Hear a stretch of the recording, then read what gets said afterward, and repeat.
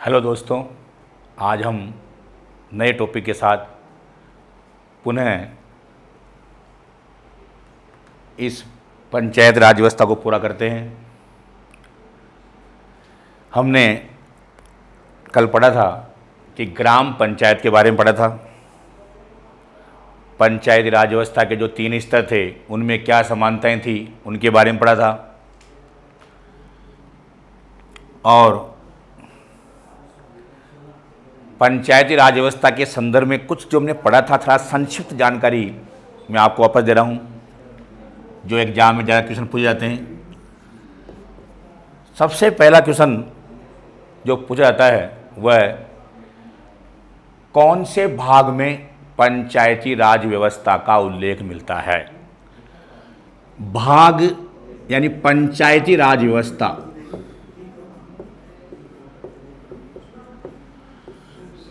कौन से भाग में उल्लेख मिलता है, इसका उत्तर आता है भाग 9। भाग 9। भाग 9 कैसे ध्यान रखें, इसमें पंचायती राज व्यवस्था में अगर हम इसको स्पष्ट गौर से देखें तो ये 9 ही दिखाई देता है। कितना दिखाई देता है? 9।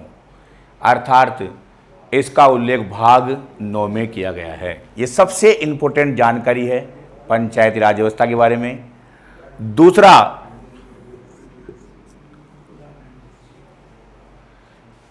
कौन से अनुच्छेद में इसका उल्लेख किया गया है? अनुच्छेद 243। ये 243 जो है ये 9 के 3 भाग हैं, 2 और 4 6 और 3 9। ये हमें ध्यान रखना है कि 243 9 के ही 3 पार्ट कर दिए गए हैं। 243 ये हमें इसलिए ध्यान रखना है कि कहीं हम एग्जाम में 343 में और 243 में कंफ्यूज ना हो जाएं। इसलिए हमें यहाँ 243 ध्यान रखना है। ये भाग 9 के अंतर है। भाग 9 ये पंचायती राज व्यवस्था का संदर्भ में यहाँ पर ध्यान रखना है। तीसरी एक और इंपॉर्टेंट जो बात आती है कि अनुच्छेद 243 क से लेकर के और न तक ये पंचायती राज व्यवस्था आती है। 243 क से लेकर के न तक आती है। अगर हमें इसको अंग्रेजी में ध्यान रखना है तो क की जगह हम ए मान लेते हैं और ए से ओ तक आती है। अगर हमें ध्यान नहीं रहे कि ए से ओ तक कहां तक आती है तो ये जो अने खाली वाला दे रखा है ये ओ के रूप में ही भी आना चाहिए। इसको ओ कहते हैं। क्या कहते हैं? इसको ओ कहते हैं। यानी ए से लेकर के ओ तक आती है। यानी शुरुआत तो ए से हो गई, लेकिन कहां तक आती है इसका उत्तर यहां अंग्रेजी में दिया हुआ है। यह समझने के लिए पर्याप्त है। इसके बाद नगरीय शासन व्यवस्था तय से ये तक आती है, पी से जेड तक आती है। यानी ओ के बाद में अल्फाबेट में पी आता है और लास्ट जो आता है वो जेड आता है। तो ये भी ध्यान रखना है। अगर ये कहा जाए कि पंचायती राज व्यवस्था में कुल कितने अनुच्छेद हैं तो ध्यान रखना 16 अनुच्छेद इसके अंतर्गत आते हैं। ए से लेकर ओ तक यद्यपि 15 अनुच्छेद आते हैं, लेकिन 243 को भी इसमें शामिल किया गया है, इसलिए कुल 16 अनुच्छेद इसके अंतर्गत आते हैं।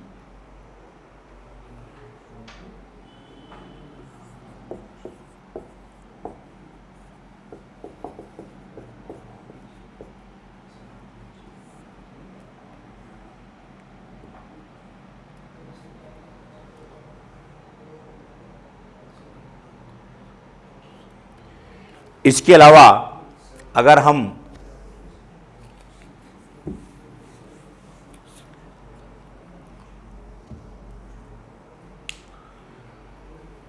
पंचायती राज व्यवस्था के बारे में आगे अध्ययन करें तो 11वीं अनुसूची हमने पढ़ी थी, 73वां संशोधन अधिनियम हमने पढ़ा। 73वें संशोधन के बारे में भी राज्य एग्जाम में कुछ पूछे जाते हैं। यह पूछा था कि भारत में कब लागू हुआ, राजस्थान में कब लागू हुआ। तो भारत में 24 अप्रैल 1993 में और राजस्थान में 23 अप्रैल 1994। तारीखों में कंफ्यूजन स्थिति आ जाती है, कैसे दूर करें, आपको यह ध्यान रखना है। अप्रैल कॉमन है, 199 कॉमन है। बस आपको ध्यान रखना है कि यदि हमारे पास कोई 3 अंक हैं, 2, 3 और 4, 3 अंक हमारे पास हैं, यदि हम यहाँ 3 लिख देते हैं तो यहाँ हमेशा 2 और 4 बचेंगे। अगर हमने यहाँ 4 लिख दिया तो यहाँ हमेशा 2 और 3 बचेंगे। ये हमें ध्यान रखना होगा, जिसके आधार पर हम कभी भी इसमें कंफ्यूजन नहीं होंगे, कंफ्यूज नहीं होंगे। यानी 93 अगर आया है यहां पर, तो 93 यानी 3 आया है तो इधर हमेशा 2 और 4 आएगा, और अगर 23 यहां आया है तो इधर हमेशा 94 के रूप में आएगा। यह भी ध्यान रखना है। इसके अलावा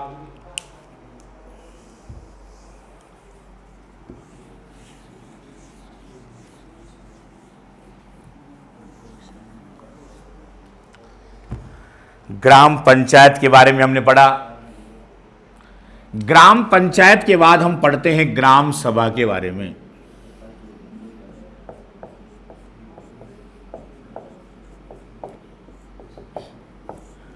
ग्राम सभा के बारे में,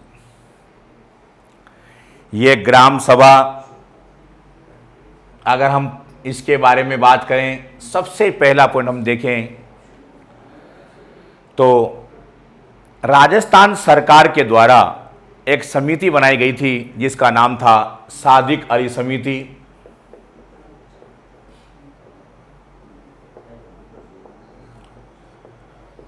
उन्नीस 1964 में यह सादिक अली समिति बनाई गई थी, और इस सादिक अली समिति ने ग्राम सभा को संवैधानिक संरक्षण देने की मांग सबसे पहले की थी। यह हमें ध्यान रखना है। दूसरा पॉइंट ध्यान रखना है कि 73वें संशोधन के अंतर्गत अनुच्छेद 243 क या ए जोड़ करके ग्राम सभा को संवैधानिक संरक्षण प्रदान किया गया। 73वें संशोधन के अंदर अनुच्छेद 243 क या ए जोड़ करके ग्राम सभा को संवैधानिक संरक्षण दिया गया। इसका अर्थ यह है कि पहले मूल संविधान में ग्राम सभा को संवैधानिक संरक्षण प्राप्त नहीं था, यहीं पर इसकी सबसे पहले व्यवस्था की गई। ग्राम सभा, ग्राम सभा शब्द से तात्पर्य किसी ग्राम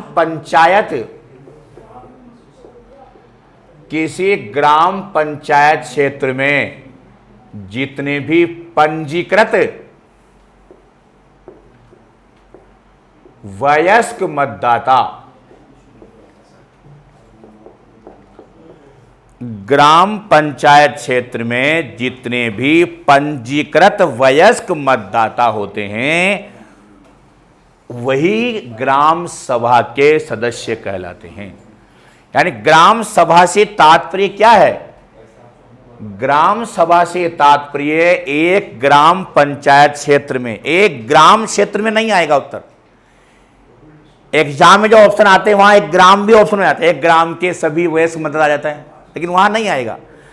एक ग्राम पंचायत क्षेत्र में पंजीकृत एक ग्राम पंचायत के वयस्क मतदाता भी नहीं आएंगे, क्योंकि और ग्राम पंचायतों के भी आ सकते हैं। तो एक ग्राम पंचायत के क्षेत्र के सभी पंजीकृत वयस्क मतदाताओं को ग्राम सभा का सदस्य माना गया है।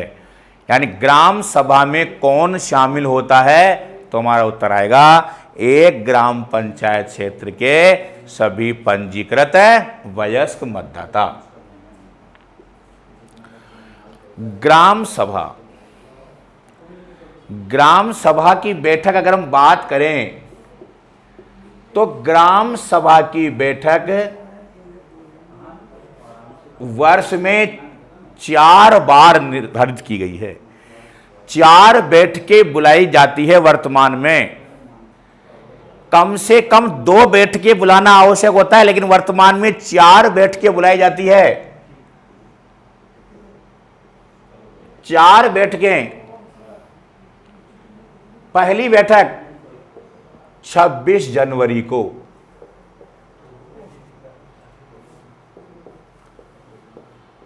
दूसरी बैठक 1 मई को,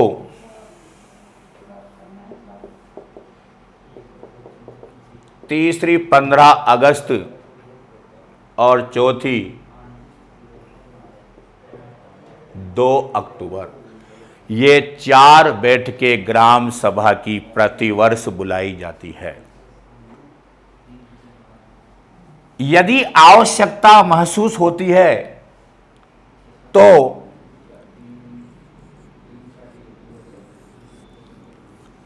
ग्राम सभा के सदस्यों के द्वारा या प्रधान व जिला प्रमुख के कहने पर 30 दिन पहले सूचित करके भी इसकी बैठक बुलाई जा सकती है। लेकिन इसकी बैठक बुलाने के लिए 15 दिन पहले सदस्यों को सूचित करना आवश्यक होता है। यह सूचना जो भी उचित माध्यम हो उसके द्वारा दी जा सकती है। स्पीकर से अनाउंसमेंट करवा के दी जा सकती है, पोस्टरों के माध्यम से दी जा सकती है, या किसी भी माध्यम उचित लगे गांव के प्रत्येक व्यक्ति तक सूचना पहुंच जाए, ऐसा प्रयास किया जाता है। लेकिन 15 दिन पहले इसकी सूचना देनी आवश्यक होती है।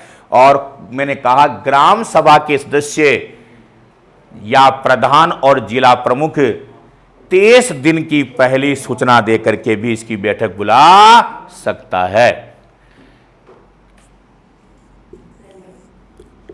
ग्राम सभा की बैठक बुलाने के लिए 1/10 सदस्यों का कोरम आवश्यक होता है। कितना कोरम आवश्यक होता है? 1/10 सदस्यों का कोरम आवश्यक होता है। कोरम गणपूर्ति को कहा जाता है, यानी कोरम को हिंदी में गणपूर्ति कहते हैं। यानी किसी बैठक को प्रारंभ करने के लिए न्यूनतम सदस्यों की संख्या को कोरम कहा जाता है। तो ग्राम सभा की बैठक के लिए कोरम कितना होता है? 1/10।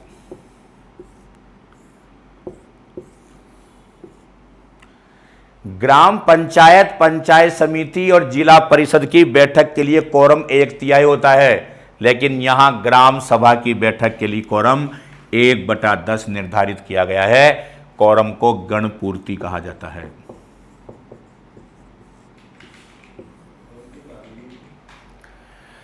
ग्राम सभा की बैठक, जो निश्चित तिथियां मैंने आपको बताई, 26 जनवरी, 1 मई, 15 अगस्त और 2 अक्टूबर, इन निश्चित तिथियों से 15 दिन पहले भी ग्राम सभा की बैठक बुलाई जा सकती है। ऐसा नियम नहीं है कि यह बैठकें इन निश्चित तिथियों को ही बुलाई जाए।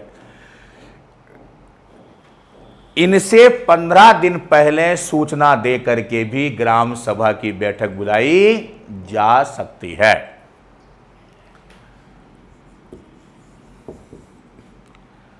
ग्राम सभा की बैठक की अध्यक्षता सरपंच करता है।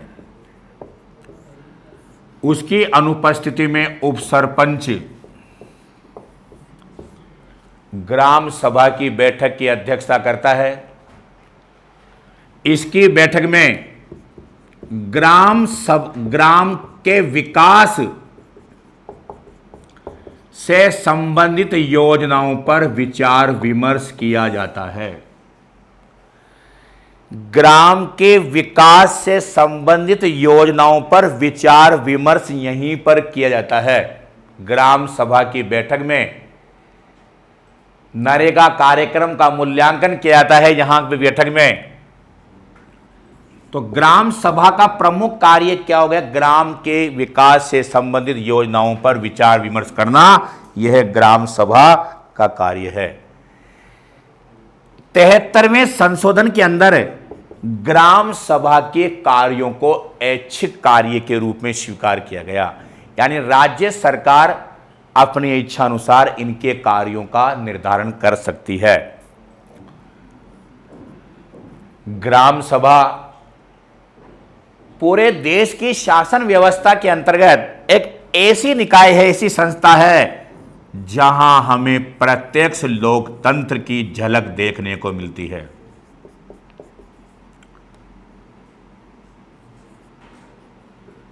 ध्यान रखना, अगर भारत में कहीं पर प्रत्यक्ष लोकतंत्र की झलक देखने को मिलती है तो वह मिलती है ग्राम सभा की बैठक में। यह बहुत इंपॉर्टेंट प्रश्न है ये कि ग्राम यानी कौन सी बैठक में, किस निकाय में, कहां पर प्रत्यक्ष लोकतंत्र की झलक देखने को मिलती है। दोस्तों, हमारे देश में केवल ग्राम सभा एक ऐसी निकाय है, ऐसी संस्था है जहां पर प्रत्यक्ष लोकतंत्र की झलक देखने को मिलती है। प्रत्यक्ष लोकतंत्र से संबंध क्या है? प्रत्यक्ष लोकतंत्र का मतलब जहां पर जनता अपने द्वारा चुने गए प्रतिनिधियों से सीधे सवाल जवाब करती हो, वही प्रत्यक्ष लोकतंत्र है। और ग्राम सभा में ऐसा ही होता है। वहां पर ग्राम पंचायत क्षेत्र की जनता अपने द्वारा चुने गए वार्ड पंचों और सरपंच से ही क्या करती है? अपने ग्राम के संदर्भ में विचार विमर्श करती है, प्रश्न पूछती है। इसीलिए ग्राम सभा की बैठक को प्रत्यक्ष लोकतंत्र के नाम से जाना जाता है।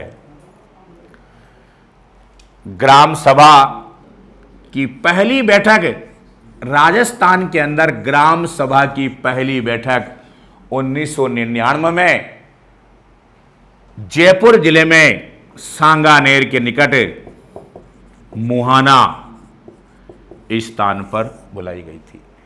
राजस्थान में पहली ग्राम सभा की बैठक 1999 में सांगानेर में मुहाना के अंदर बुलाई गई थी। तो ये जो जानकारी मैंने आपको बताई ग्राम सभा से संबंधित जानकारी है। सबसे पहली मैंने बताया सादिक अली समिति ने 1964 में ग्राम सभा को संवैधानिक संरक्षण देने का सुझाव दिया था। 73वें संशोधन के अंतर्गत अनुच्छेद 243 क या ए जोड़ करके ग्राम सभा को संवैधानिक संरक्षण प्रदान किया गया। प्रत्येक ग्राम पंचायत क्षेत्र में जो पंजीकृत वयस्क मतदाता होते हैं, वे पंजीकृत वयस्क मतदाता ही ग्राम सभा के सदस्य कहलाते हैं। ग्राम सभा की वर्तमान में 4 बैठकें बुलाई जाती है। कम से कम 2 बैठकें बुलाना आवश्यक होता है। वर्तमान में 4 बैठकें बुलाई जाती है। 2 बैठकें 8 मार्च और 14 नवंबर को भी इसकी बैठक आवश्यकता हो तो बुलाई जा सकती है, लेकिन वर्तमान में 4 बैठकें बुलाई जाती है। ग्राम सभा की बैठक बुलाने के लिए 1/10 सदस्यों का कोरम आवश्यक होता है। कोरम का अर्थ गणपूर्ति। गणपूर्ति से तात्पर्य किसी बैठक को प्रारंभ करने के लिए न्यूनतम सदस्यों की संख्या है। ग्राम सभा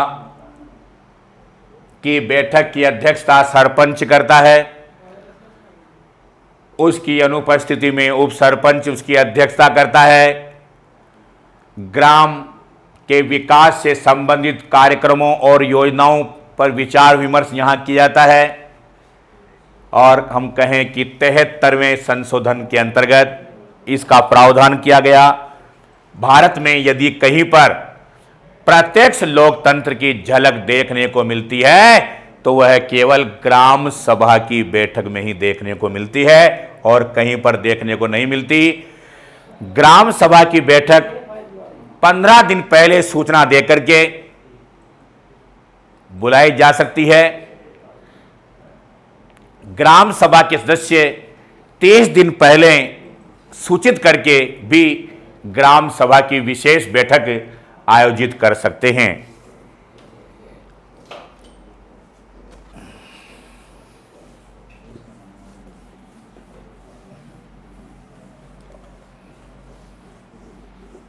ग्राम सभा पंचायती राज व्यवस्था की सबसे छोटी संवैधानिक इकाई मानी गई है।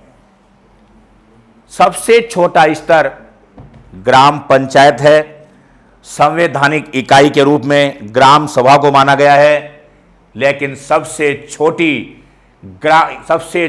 पंचायती राज व्यवस्था की जो इकाई है वह है वार्ड सभा।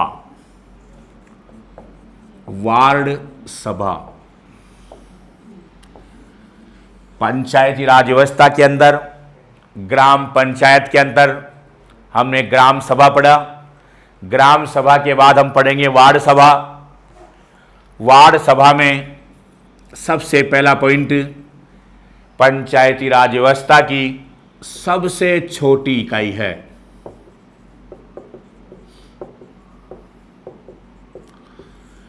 पंचायती राज व्यवस्था की सबसे छोटी इकाई है। एक वार्ड के सभी पंजीकृत वयस्क मतदाता, एक वार्ड के सभी पंजीकृत वयस्क मतदाता वार्ड सभा के सदस्य होते हैं। एक वार्ड, एक ग्राम पंचायत में न्यूनतम 9 वार्ड होते हैं। वार्ड का प्रत्येक व्यक्ति वार्ड पंच कहलाता है। तो एक वार्ड में पंजीकृत वयस्क मतदाता से मिलकर के वार्ड का निर्माण होता है। वार्ड की वर्ष में 2 बैठकें बुलाना आवश्यक है। एक वार्ड की वर्ष में कम से कम 2 बैठकें बुलाना आवश्यक है और प्रथम बैठक की अंतिम तिथि और दूसरी बैठक की प्रथम तिथि के बीच 6 महीने से ज्यादा का अंतर नहीं होना चाहिए। वार्ड सभा की बैठक की अध्यक्षता वार्ड पंच करता है। वार्ड सभा की बैठक के लिए 1/10 सदस्यों का कोरम आवश्यक होता है। यह कोरम ग्राम सभा के समान है। तो ध्यान रखो, वार्ड सभा पंचायती राज व्यवस्था की सबसे छोटी इकाई है। सबसे छोटी संवैधानिक इकाई ग्राम सभा है। सबसे छोटा स्तर ग्राम पंचायत है। एक वार्ड के सभी पंजीकृत वयस्क मतदाता वार्ड सभा के सदस्य होते हैं। वार्ड सभा की वर्ष में कम से कम 2 बैठकें बुलाई जाती है। पहली बैठक की अंतिम तिथि व दूसरे बैठक की प्रथम तिथि के बीच 6 महीने से ज़्यादा का अंतर नहीं होना चाहिए। वार्ड पंच वार्ड सभा की बैठक की अध्यक्षता करता है। इसकी बैठक बुलाने के लिए 1/10 सदस्यों का कोरम आवश्यक होता है और वार्ड सभा की पहली बैठक 2000 में बुलाई गई थी। वर्ष 2000 में बुलाई गई थी। ध्यान रखना, वार्ड सभा की पहली बैठक 2000 में बुलाई गई थी। ग्राम सभा की पहली बैठक 1999 में बुलाई गई थी। नागेंद्र बाला भारत में किसी राज्य में पहली महिला जिला प्रमुख के रूप में निर्वाचित हुई थी, जो कोटा से निर्वाचित हुई थी। तो ये वार्ड सभा के बारे में हमने पढ़ा। वार्ड सभा के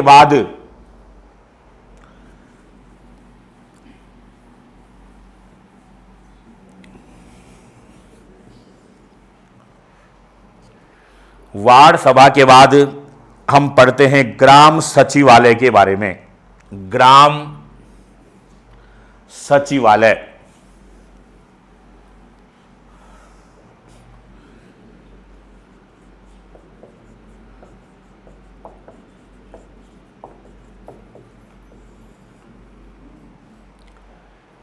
ग्राम सचिवालय, हम जानते हैं जिस प्रकार हमारे देश में केंद्रीय सचिवालय होता है, राज्य में शासन सचिवालय, उसी प्रकार प्रत्येक ग्राम पंचायत के अंदर वर्ष 2011 में प्रत्येक ग्राम पंचायत के अंतर्गत वर्ष 2011 में ग्राम सचिवालय का प्रावधान किया गया। ग्राम सचिवालय इससे पहले राजस्थान में नहीं था, 2011 में इसका प्रावधान किया गया। ग्राम सचिवालय में 1 महीने में इसकी 4 बैठकें बुलाई जाती है। ग्राम सचिवालय की 1 महीने में 4 बैठकें बुलाई जाती है। सबसे पहली बैठक 5 तारीख को, दूसरी बैठक 12 तारीख को, तीसरी 20 तारीख को और चौथी 27 तारीख को। 5, 12, 20 और 27 ये 4 बैठकें ग्राम सचिवालय की बुलाई जाती है। ग्राम सचिवालय की बैठक ग्राम पंचायत मुख्यालय या उसके निकट बुलाई जाती, किसी स्थान पर बुलाई जाती है। इसकी बैठक में ग्राम पंचायत क्षेत्र के जो अधिकारी होते हैं वह उपस्थित होते हैं, जैसे ग्राम सचिव, ग्राम सेवक, पटवारी, सरपंच। ये ग्राम स्तर के जो पदाधिकारी होते हैं वे सभी ग्राम सचिवालय की बैठक में भाग लेते हैं और ग्राम से संबंधित विभिन्न कार्यों को क्या करते हैं, संपादित करने का कार्य करते हैं। यह ग्राम सचिवालय है। इसके बाद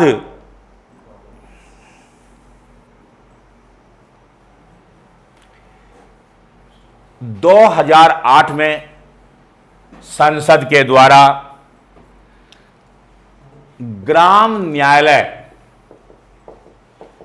अधिनियम पारित किया गया था, जिसके अनुसार विभिन्न राज्यों में स्थानीय मामलों को सुलझाने के लिए ग्राम स्तर पर ग्राम न्यायालयों की स्थापना की गई है। तो ये पंचायती राज व्यवस्था के अंदर ग्राम पंचायतों के बारे में हमने पढ़ा। ग्राम पंचायतों के बाद पंचायती राज व्यवस्था का जो मध्य स्तर है, दूसरा स्तर है, महत्वपूर्ण स्तर है, जिसका नाम है पंचायत समिति।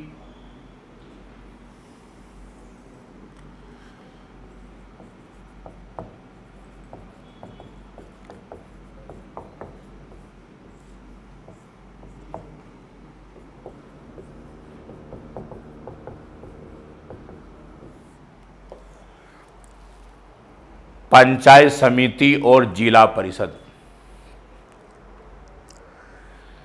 यहां हम इन दोनों में तुलनात्मक अध्ययन करेंगे और ग्राम पंचायत से इसकी तुलना भी करेंगे। सबसे पहला अंतर या समानता इनमें जो देखने को मिलती है,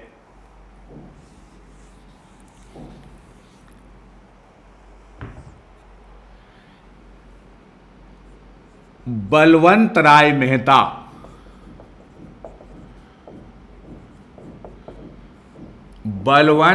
मेहता समिति ने जो त्रिस्तरीय पंचायती राज व्यवस्था का सुझाव दिया था, उसमें पंचायत समिति पर विशेष फोकस किया गया, पंचायत समिति पर विशेष बल दिया गया, पंचायत समिति को कार्यकारी संस्था माना गया, सर्वाधिक बल पंचायत समिति पर दिया गया। लेकिन मेहता समिति ने जो उच्च स्तर है जिला परिषद, उस पर विशेष बल दिया। उसको अधिक महत्व प्रदान किया। ये पहला अंतर है दोनों में, पंचायत समिति व जिला परिषद में। पहला अंतर क्या है? बलवंत राय मेहता ने इस पर विशेष फोकस किया, अशोक मेहता समिति ने जिला परिषद पर विशेष फोकस किया, विशेष महत्व दिया। दूसरे अंतर हम पढ़ते हैं, पंचायत समिति खंड या ब्लॉक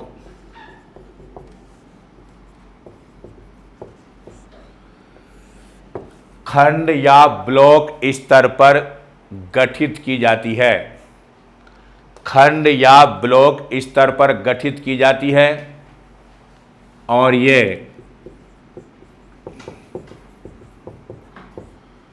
जिला स्तर पर गठित की जाती है। दूसरा अंतर है ये खंड या ब्लॉक स्तर पर होती है।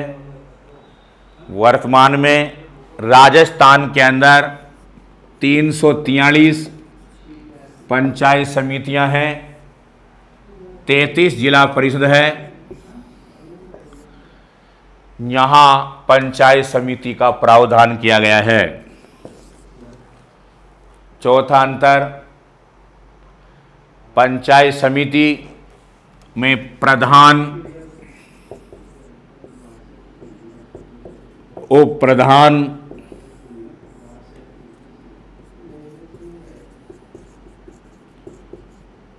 निर्वाचित सदस्य, ये प्रधान, उप प्रधान, निर्वाचित सदस्य ये पंचायत समिति के राजनीतिक पदाधिकारी हैं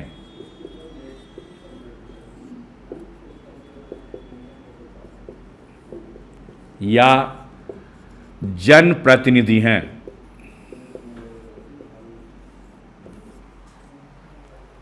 प्रधान, उप प्रधान, निर्वाचित सदस्य राजनीतिक पदाधिकारी कहलाते हैं या जनप्रतिनिधि कहलाते हैं।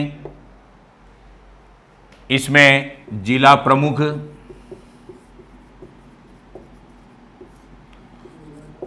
उप जिला प्रमुख,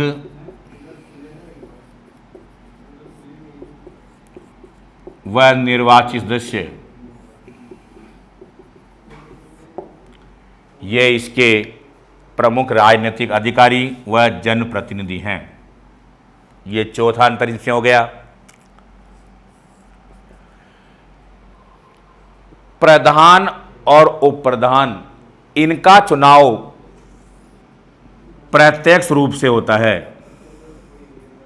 अप्रत्यक्ष रूप से होता है। जिला प्रमुख और उप जिला प्रमुख का चुनाव भी अप्रत्यक्ष रूप से होता है। अप्रत्यक्ष का मतलब जिसमें जनता भाग नहीं ले, जनता के द्वारा निर्वाचित प्रतिनिधि भाग लें। दोनों का, प्रधान उप प्रधान का, जिला प्रमुख उप जिला प्रमुख का अप्रत्यक्ष रूप चुनाव होता है साधारण बहुमत के आधार पर। साधारण बहुमत के आधार पर।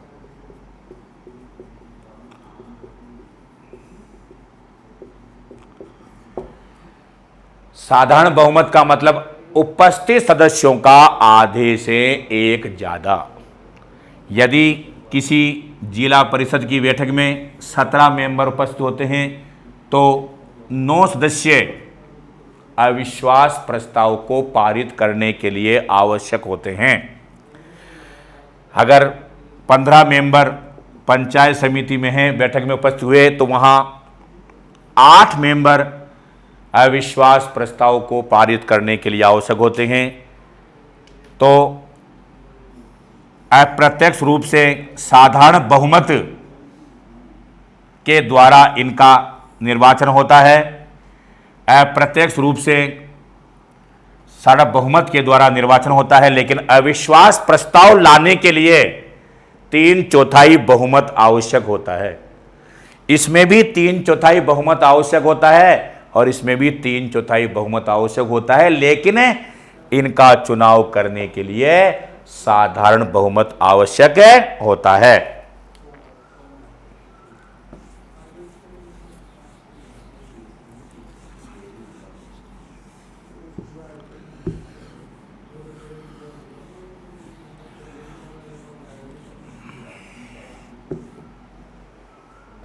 अगला अंतर हम देखते हैं, पंचायत समिति के जो सदस्य होते हैं उनका चुनाव दलीय आधार पर होता है और इसका भी दलीय आधार पर होता है। दलीय आधार का मतलब पार्टियां चुनाव लड़ती है, अपना चुनाव चिन्ह उम्मीदवारों को प्रदान करती है। ग्राम पंचायत में व्यक्तिगत आधार पर होता है। इसकी बैठक 1 महीने में एक बार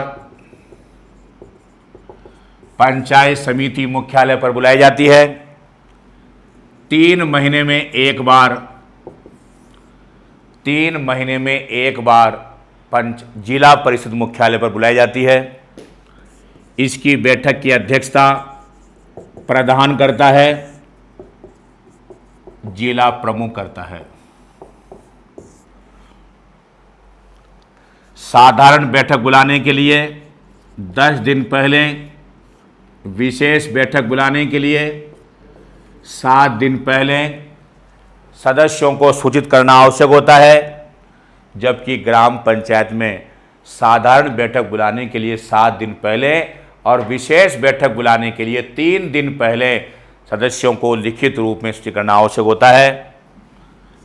15 दिन पहले, 10 दिन पहले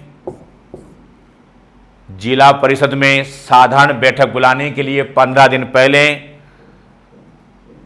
विशेष बैठक बुलाने के लिए 10 दिन पहले सदस्यों को लिखित रूप में सूचित करना आवश्यक होता है। बैठक की अध्यक्षता जिला प्रमुख करता है। उसकी अनुपस्थिति में उप जिला प्रमुख करता है।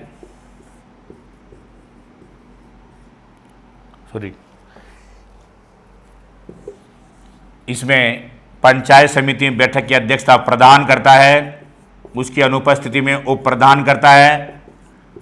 यहाँ जिला प्रमुख करता है, उसकी अनुपस्थिति में उप जिला प्रमुख बैठक की अध्यक्षता करता है। इनको शपथ क्षेत्र का प्रशासनिक अधिकारी या बीडीओ या राज्य सरकार द्वारा नियुक्त किया गया अधिकारी व्यक्ति इनको शपथ दिलाता है, जबकि इसमें जिला स्तर का प्रशासनिक अधिकारी या राज्य सरकार द्वारा नियुक्त अधिकारी शपथ दिलाने का कार्य करता है, जो मुख्य कार्यकारी अधिकारी के रूप में भी जाना जाता है।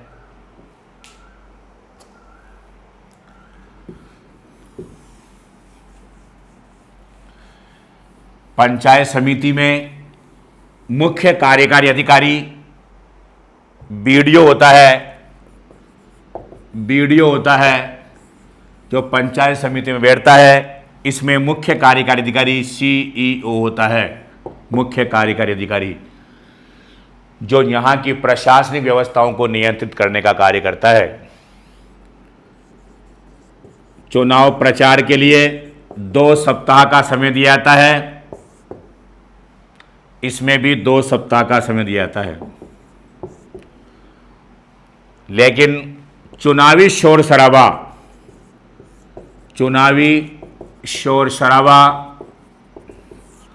मतदान समाप्त होने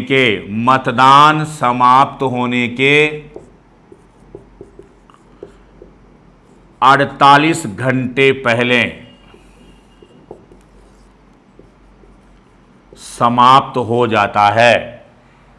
इसमें भी चुनावी शोर शराबा मतदान समाप्त होने के 48 घंटे पहले समाप्त हो जाता है। दोनों में समानता है। यहां मतदान समाप्त होना ही आएगा, मतदान प्रारंभ होना कभी भी नहीं आएगा। हमेशा चुनावी शोर शराबा मतदान समाप्त होने के 48 घंटे पहले समाप्त होता है। चुनावी शोर शराबे से तात्पर्य चुनावी रैलियां, लाउड स्पीकर का शोर, सभाओं का आयोजन, इन सब पर प्रतिबंध लग जाता है। पंचायत समिति में जो सदस्य होते हैं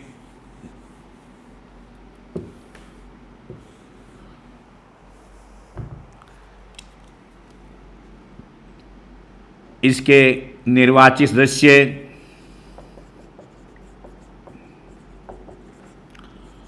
उप प्रधान, ये दोनों अपना त्याग पत्र प्रधान को सौंपते हैं और प्रधान जिला प्रमुख को अपना त्याग पत्र सौंपता है।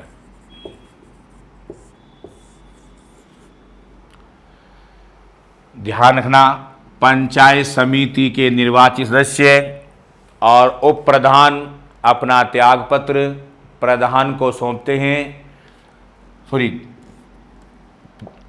पंचायत समिति के निर्वाचित सदस्य उप प्रधान अपना त्याग पत्र प्रधान को सौंपते हैं, जबकि प्रधान अपना त्याग पत्र जिला प्रमुख को सौंपता है। जिला परिषद में निर्वाचित सदस्य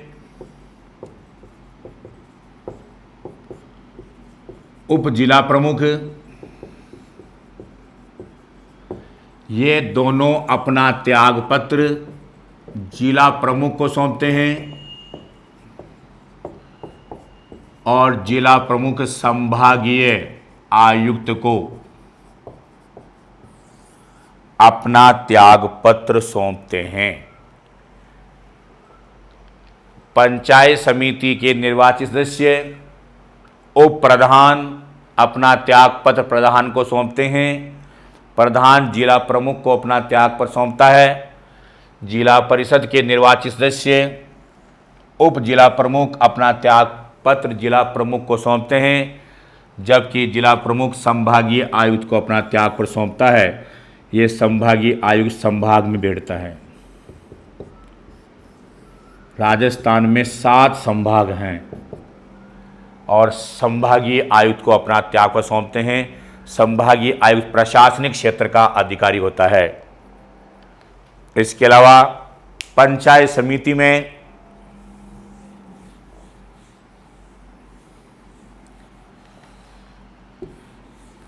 कुछ पदेन सदस्य होते हैं।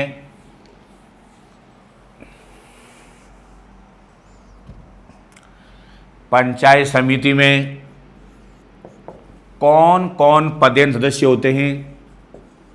पदेन सदस्य, सबसे पहला सरपंच।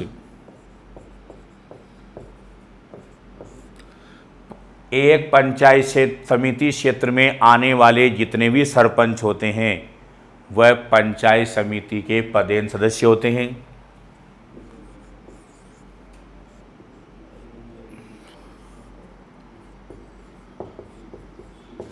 एमएलए क्षेत्र का विधायक, क्षेत्र का विधायक भी पंचायत समिति का पदेन सदस्य होता है।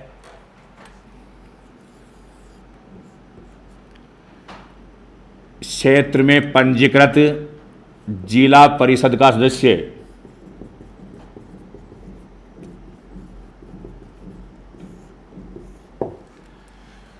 उस पंचायत समिति क्षेत्र में यदि कोई जिला परिषद का सदस्य निर्वाचित होता है वह सदस्य भी पंचायत समिति का पदेन सदस्य कहलाता है। पदेन सदस्य से तात्पर्य पंचायत समिति की किसी भी बैठक में बिना आमंत्रित किए उपस्थित हो सकते हैं, भाग ले सकते हैं, अपना विचार व्यक्त कर सकते हैं, लेकिन इन पदेन सदस्यों को प्रधान या उप प्रधान को हटाने या उनको चुनने की किसी भी प्रक्रिया में मतदान करने का अधिकार नहीं होता। जिला परिषद में पदेन सदस्य के रूप में उस क्षेत्र के अंतर्गत आने वाले प्रधान, उस क्षेत्र में पंजीकृत एमएलए यानी विधायक, उस क्षेत्र से आने वाले एमपी, यानी लोकसभा सदस्य,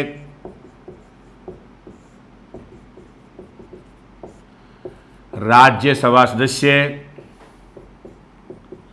अगर वह उस क्षेत्र में पंजीकृत है तो प्रधान, विधायक, लोकसभा सदस्य, राज्यसभा सदस्य, ये सब इस जिला परिषद की बैठक, इस जिला परिषद के पदेन सदस्य माने जाते हैं, जो किसी भी बैठक में भाग ले सकते हैं, अपना विचार व्यक्त कर सकते हैं, लेकिन इनको भी यहाँ मतदान करने का अधिकार नहीं होता। तो ये इसके अलावा पंचायत समिति और जिला परिषद में वे सभी 15 समानताएं आएगी जो हमने इस टॉपिक को प्रारंभ करने से पहले पढ़ी थी। ग्राम पंचायत, पंचायत समिति व जिला परिषद में समानताओं का जो टॉपिक पढ़ा था हमने, उसमें जो 15 समानताएं थी वह 15 समानताएं पंचायत समिति में और जिला परिषद में भी आएगी। यानी प्रधान बनने के लिए न्यूनतम आयु वही 21 वर्ष, जिला प्रमुख बनने के लिए न्यूनतम आयु 21 वर्ष, कार्यकाल 5 वर्ष आएगा इनका भी। इसके अलावा चुनाव राज्य निर्वाचन आयोग करवाता है। दल बदल विरोधी कानून लागू नहीं होता। इनके कार्यों का निर्धारण, इनके लिए कानूनों का निर्माण कार्य राज्य विधानसभा करती है। महिलाओं के लिए 50% आरक्षण है। ओबीसी के लिए वर्तमान में 21% आरक्षण है। ओबीसी के लिए अलावा SC ST के लिए जनसंख्या के अनुपात में आरक्षण का प्रावधान है।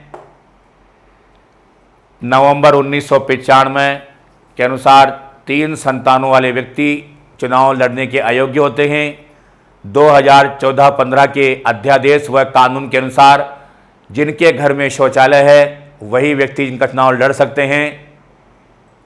इसके अलावा 3/4 बहुमत के आधार पर इनके प्रमुखों और उप प्रमुखों को हटाया जा सकता है। पहले इनके लिए शैक्षणिक योग्यता निर्धारित की गई थी, लेकिन फरवरी 2019 में राज्य सरकार द्वारा शैक्षणिक योग्यता की बाध्यता को समाप्त कर दिया गया, करने की घोषणा की गई, जिसे जून 2019 में उसे लागू किया गया। तो ये पंचायत समिति व जिला परिषद में समानता एवं अंतर हैं। ग्राम पंचायत के बारे में हमने पहले पढ़ लिया। तो पंचायती राज व्यवस्था के ये 3 स्तर हैं: ग्राम पंचायत, पंचायत समिति, जिला परिषद। ग्राम सभा के बारे में हमने पढ़ा, वार्ड सभा के बारे में पढ़ा, ग्राम सचिवालय के बारे में पढ़ा और 73वें संविधान संशोधन या पंचायती राज अधिनियम के बारे में हमने पढ़ा। और ये जो टॉपिक हमारा संविधान से संबंधित टॉपिक है, काफ़ी इम्पोर्टेंट टॉपिक है। अधिकतर एग्जामों में इनमें से क्वेश्चन अधिक पूछा जाता है। और इसके बाद इसमें कुछ अनुच्छेद आते हैं जिनके बारे में पूछ लिया जाता है। कल हम अपनी कक्षा में उन अनुच्छेदों के बारे में अध्ययन करेंगे, समझेंगे कि कैसे उनको याद किया जा सकता है। धन्यवाद।